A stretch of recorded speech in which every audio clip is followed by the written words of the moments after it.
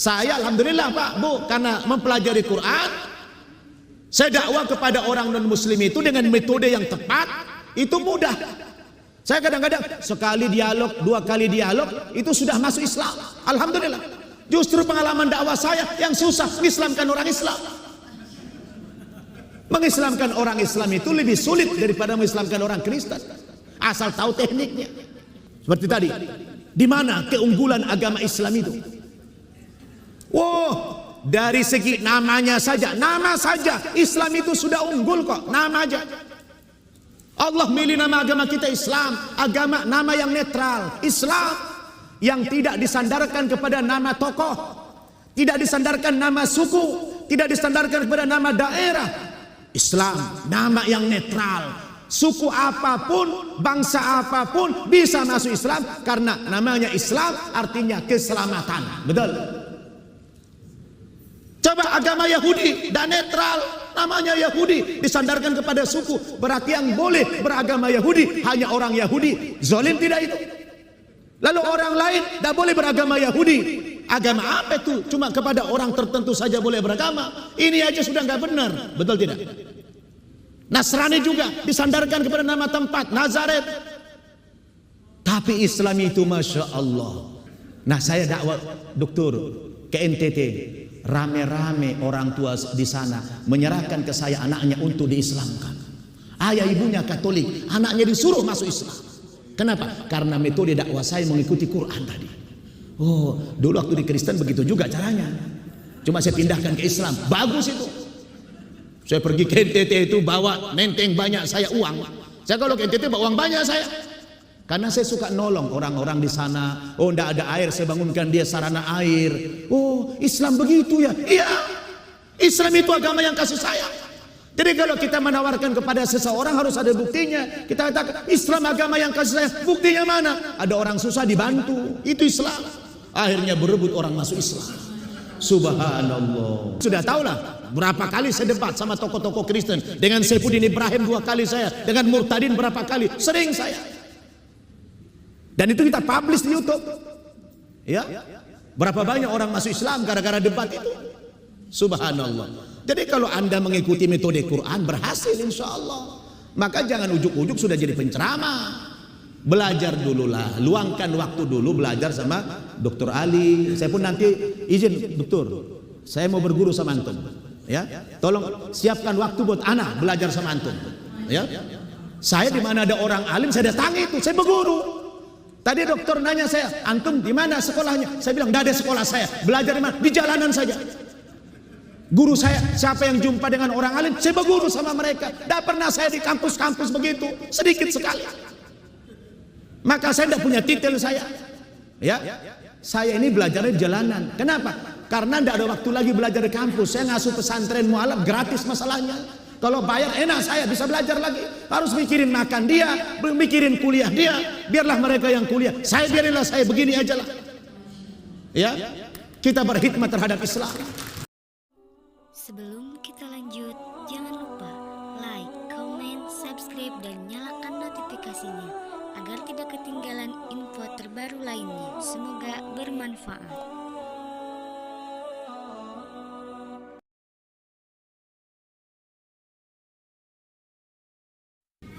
Qalatil a'rabu amanna qul lam tu'minu walakin qulu aslamna walamma yadkhulul imanu fi qulubikum. Dulu ada orang-orang Arab Badui, Arab pinggiran itu datang mengaku-ngaku, oh kami sudah beriman kepada Allah, kami sudah masuk Islam. Oh kata Allah, qul, katakan ya Muhammad kepada orang Arab Badui itu, kamu belum masuk Islam, kamu belum beriman, baru berislam saja, baru di mulut. Walamma yadkhulul imanu fi qulubikum, Islam itu belum masuk ke dalam rongga hatimu, baru di mulut, baru sampai di leher saja itu Islam.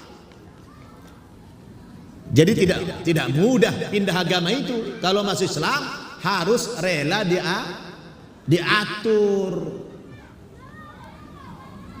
Saya bilang gitu. Yang tidak, dia datang saya begini. Apa saudari udah siap masuk Islam dibungkus rapi? Saya mau Ustaz pindah agama, tapi saya nggak mau pakai jilbab. Apa-apa? Kok dia ngatur Islam? Tidak boleh kita ngatur Islam itu. Kita yang harus diatur oleh Islam. Tapi bahasa ini bukan bahasa ekstrem kanan ya. Ini bahasa Islam versi saya begini nih, bukan yang ekstrem kanan nih, bukan yang kaku, bukan, supaya kita berislam itu adalah total. Ya, jadi total itu adalah mau diatur oleh Islam itu. Ya, ini kok agak tegang dikit ini ya. Hah? Jelas ibu-ibu? Jadi kalau sudah masuk Islam itu bukan hanya ke masjid pakai jilbab, bukan hanya sholat, tapi setiap hari pakai jilbab. Ya, yang begini tinggalkan. Karena Anda semua beruntung, alhamdulillah, karena tidak semua orang diberikan hidayah oleh Allah Subhanahu wa ta'ala. Saya dulu begitu, maka saya bilang saya tidak pernah menjadi mu'alaf saya. Karena begitu saya pindah agama itu saya merasa yakin Islam itu agama yang benar. Ya, makanya alhamdulillah saya belajar Quran itu dokter dalam lama. Allah berikan hidayah dan kita ada totalitas tadi. Seminggu bisa baca Al-Quran. Alhamdulillah. Seminggu bisa baca Al-Quran. Yang tadinya saya lihat Quran itu agak ngeri, enggak pede saya. Lihat huruf-hurufnya ngeri begitu, enggak pede saya. Tapi begitu dipelajari, seminggu sudah lancar baca Al-Quran. Lalu datang orang ke saya, Ustaz, saya ini salut dengan Anda dan salut kepada para mu'alaf. Kenapa Bu? Iya, mu'alaf itu kadang-kadang lebih hebat imannya, lebih hebat ilmunya dari kami muslim turunan. Kenapa Ustaz? Saya bilang, ibu kan muslim turunan, kalau kami kan muslim tanjakan, saya bilang. Ya. Ibu, saya bilang muslim turunan, kami muslim tanjakan. Loh, bedanya apa? Apa bedanya muslim turunan dengan muslim tanjakan? Kalau ibarat mobil, saya bilang, ibarat mobil. Kalau jalan lagi turunan, yang diinjak rem apa gas? Rem, mungkin gak gas? Turunan mungkin dari gas? Enggak. Makanya yang diinjak rem suka telat ke masjid, telat ke majelis taklim. Kenapa? Nginjak rem melulu, dan nyampe-nyampe. Itulah turunan. Coba kalau tanjakan, yang diinjak rem apa gas? Rem apa gas? Apa mungkin tanjakan injak rem? Injak gas terus, tancap terus. Makanya cepat sampai, cepat ke tujuan, cepat bisa paham Islam. Kenapa? Digas terus. Begitu. Paham? Nah, itulah bedanya muslim turunan dengan muslim tanjakan. Ini alhamdulillah santri-santri saya itu dokter rata-rata sebulan bisa baca Al-Quran. Alhamdulillah saya sudah bikin pesantren mu'alaf itu 6 biji. Ada 2 di Ciputat, ada 1 di Bogor, ada 3 di NTT. Ini pesantren semua mu'alaf gratis, tidak bayar. Kita didik mu'alaf ini jadi dai, ya, bukan jadi ustad, jadi dai dulu. Kalau jadi ustad kayak beliau nih, jadi guru. Dai ini ya mengajak aja dulu, menyampaikan aja dulu, ya. Makanya mu'alaf itu saya serukan, Anda jangan ujuk-ujuk jadi penceramah dulu. Belum bisa baca Al-Quran sudah jadi penceramah, kacau nanti. Belajar dulu, luangkan waktu entah setahun, entah sebulan, belajar dulu sampai Anda bisa baca Al-Quran yang baik. Setelah itu Anda baru menyampaikan. Ini Anda berdakwah menyampaikan pakai tulisan Latin, ya enggak bisa lah baca Quran pakai Latin. Ya, belajar dulu. Saya pun dulu begitu. Saya ngomong begini karena saya udah melakukan juga. Belajar dulu saya. Udah ujuk-ujuk jadi penceramah. Saya bukan ustadz, penceramah. Beda, ustadz beliau. Ustadz itu kalau di Amerika di Al-Azhar itu namanya profesor. Ya, ustadz itu profesor. Kalau kita pelawak juga ustadz. Kita gampang bikin justifikasi ustadz itu. Ya. Jadi saudara-saudara, mu'alaf ini khususnya belajar, luangkan waktu belajar.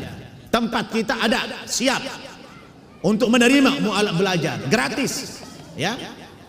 Jangan sampai Anda tidak belajar. Nanti ada penceramah mu'alaf. Oh, mencaci maki apa semua, ndak karu-karuan. Dakwah itu ndak begitu. Di Quran itu ada metodologi dakwah. Nanti antum buka di Quran, banyak metodologi dakwah dalam Al-Quran. Jangan semaunya saja berdakwah, nanti orang marah. Mengejek agama lain tidak boleh, menghina sembahan orang lain tidak boleh. Walaupun antum mantan Kristen, mantan agama lain, tidak boleh menghina agama sebelumnya. Itu Quran. Wala tasubbul ladzina yad'una min dunillah fayasubbullaha adwan bighairi ilm. Jangan kamu ejek, jangan kamu hina sembahan-sembahan agama lain. Sebab kalau kamu ejek sembahan agama lain, dia nanti akan menghina Allah lebih dahsyat lagi. Betul tidak? Makanya belajar lagi, kita belajar Quran supaya kita berdakwah ini tepat sasaran. Saya alhamdulillah Pak, Bu, karena mempelajari Quran, saya dakwah kepada orang non muslim itu dengan metode yang tepat, itu mudah. Saya kadang-kadang sekali dialog, 2 kali dialog itu sudah masuk Islam. Alhamdulillah. Justru pengalaman dakwah saya yang susah mengislamkan orang Islam. Mengislamkan orang Islam itu lebih sulit daripada mengislamkan orang Kristen, asal tahu tekniknya.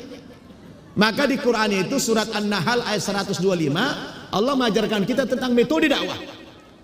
Ud'u ila sabili rabbika bil hikmah, 1, wal mau'izatil hasanah, 2, wajadilhum billati hiya ahsan. Alaysa kadzalika doktor? Alhamdulillah.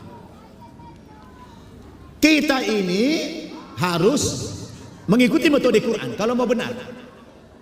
Ajaklah, serulah, panggillah manusia itu kepada Islam ini, kepada kebenaran ini, ke jalan Tuhanmu. Dengan cara apa Anda berdakwah? Dengan 3 cara minimal. Yang pertama, bil hikmah.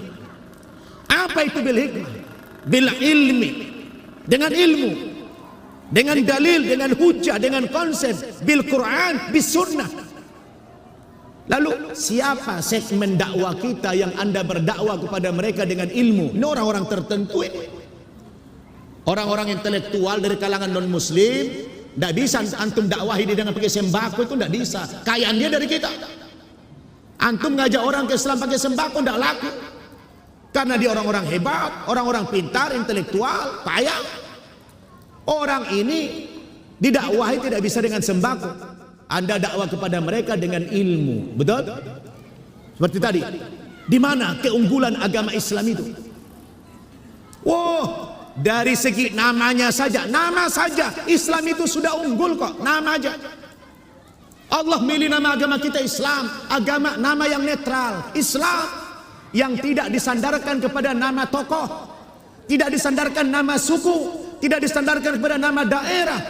Islam, nama yang netral. Suku apapun, bangsa apapun bisa masuk Islam, karena namanya Islam artinya keselamatan. Betul?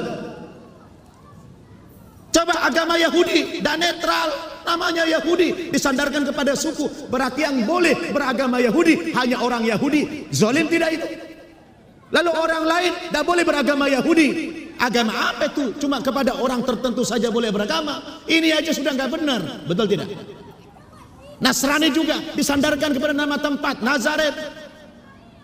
Tapi Islam itu Masya Allah, salamnya coba salam. Salam kita netral.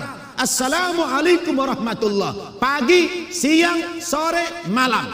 Netral. Salam sejahtera. Coba kalau di Kristen, selamat pagi, berarti siangnya celaka. Selamat siang, sorenya mampus.